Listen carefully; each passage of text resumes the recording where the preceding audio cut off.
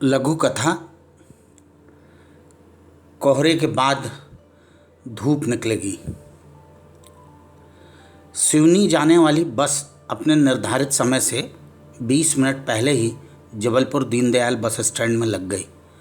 यात्री चढ़ने लगे, मैं भी अपनी सीट पर जाकर बैठ गया। कुछ देर बाद बस कोलतार की सड़क पर दौड़ने लगी। मेरे बगल में बैठी स्वाति से पहली मुलाकात बस में ही हुई थी। वह बालाघाट जा रही थी और मैं छिंदवाड़ा। बातों का सिलसिला चला। उसने बताया मेरे पति कॉलेज में प्रोफेसर हैं। मैं उन्हें सर कहती हूँ। पिछले साल ही हमारी शादी हुई है। बातों के कई दौर चले और हम दोनों फेसबुक मित्र भी बन गए। मोबाइल नंबरों का भी आदान प्रदान हो गया। वह सिवनी उतर गई क्योंकि उसे दूसरी बस पकड़कर बालाघाट जाना था। मैं छिंदवाड़ा पहुंच गया। कई दिनों तक स्वाति की याद बनी रही। उसकी सुंदर छवि आंखों के सामने तैरती रही। फेसबुक में एक दूसरों की पोस्टों पर लाइक और कमेंट होते रहे। कभी कभार फ़ोन पर भी बातें हो जाया करती थीं। जब वह बात करती तो मुझे उसकी हंसी बहुत अच्छी लगती थी। वह कहती, आप मेरे अच्छे दोस्त हो, ऐसे ही बात कर लिया करो।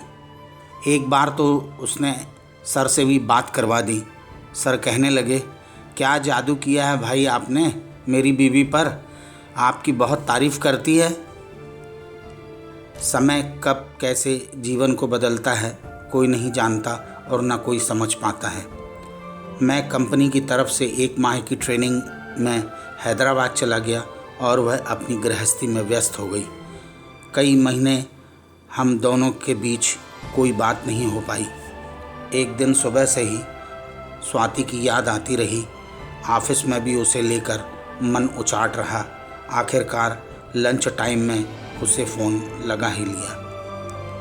फ़ोन किसी पुरुष ने रिसीव किया। मैंने कहा, स्वाति से बात करना है।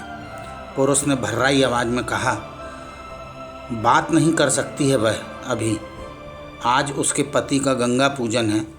और उसने फ़ोन काट दिया। बस सिवनी बस स्टैंड में रुकी।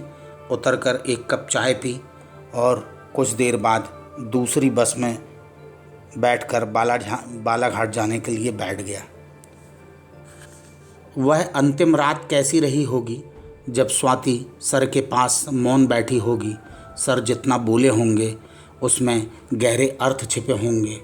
मौन में ही बहुत सारी बातें हुई होंगी, क्योंकि मौन आंतरिक भावनाओं को व्यक्त करने का सशक्त माध्यम होता है।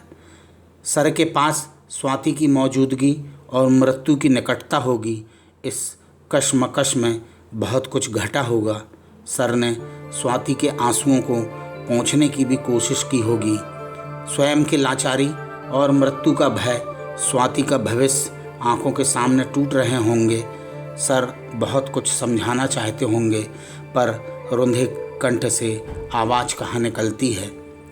उस रात स्वाति सर की मृतदेह से लिपटकर बहुत देर तक रोती रही होगी।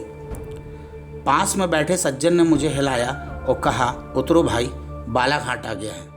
मैं अतीत से वर्तमान में लौट आया। बस से उतरकर पुराना पुलिस थाना जाने वाले रिक्शे में बैठ गया। वहाँ पहुँचकर पता पूछते पूछते उसके घर पहुँचा। दरवाज़ा खटखटाया। स्वाति ने दरवाज़ा खोला। उसे देखकर दुख हुआ। सुंदर गोरी मुड़दरी सी स्वाति दुबली और काली सी लग रही है। वह मुझे देखते ही कहने लगी, आ गए? आभासी दुनिया के मित्र हो ना, इसीलिए कई माह बाद आए हो। ऐसा नहीं है। मैंने उसकी हथेलियों को अपनी हथेलियों में रखा और ज़ोर से दबाकर कहा, अब कोहरे के बाद धूप निकलेगी। ज्योति खरे। कहानी कैसी लगी? लाइक करें, सब्सक्राइब करें, शेयर भी करें और अपनी प्रतिक्रिया भी दें। आभार।